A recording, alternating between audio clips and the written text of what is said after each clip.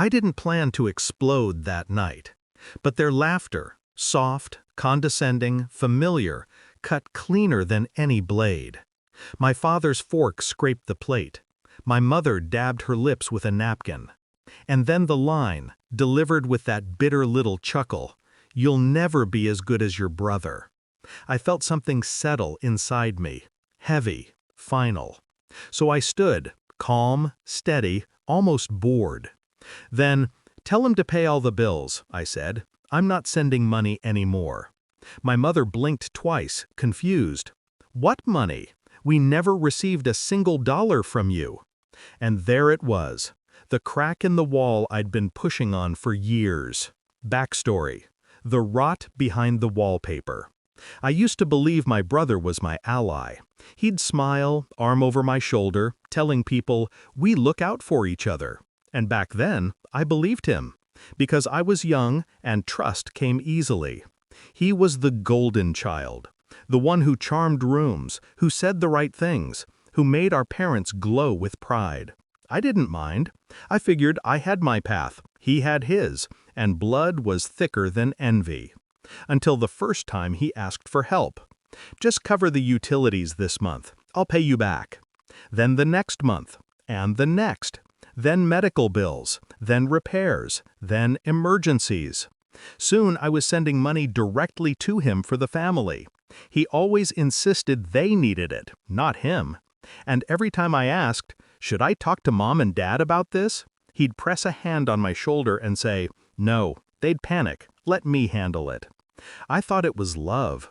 Now I know it was opportunism disguised as brotherhood. Discovery. The quiet shift in the air. The first clue came from my mother's tone. One day she thanked me for visiting, said she wished she heard from me more, but she never mentioned the help. Not once, not a word of gratitude, not a hint of need. So I tested something. I skipped one payment. No call from them, but my brother texted within hours. "Hey, the electric's overdue. Need you to cover it today." Too fast, too rehearsed. I let the pattern speak. Then I checked the bills myself. Public county records, payment histories, utility reports. Everything was paid, on time, in their names. And none of it by me.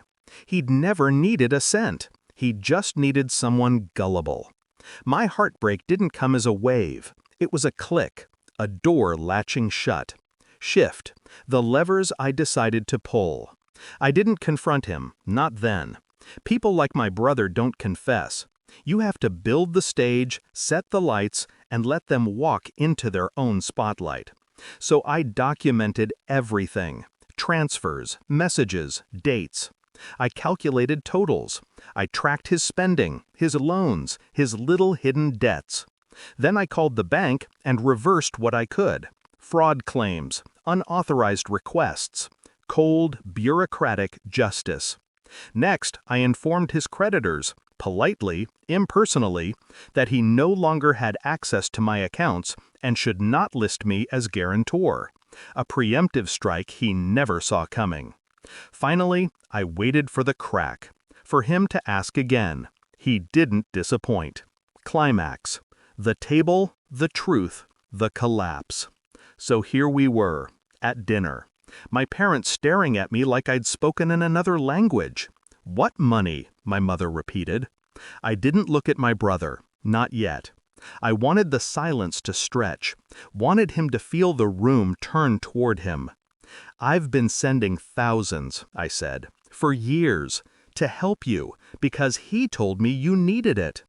My father's jaw set, my mother's hands trembled. And then I looked at him.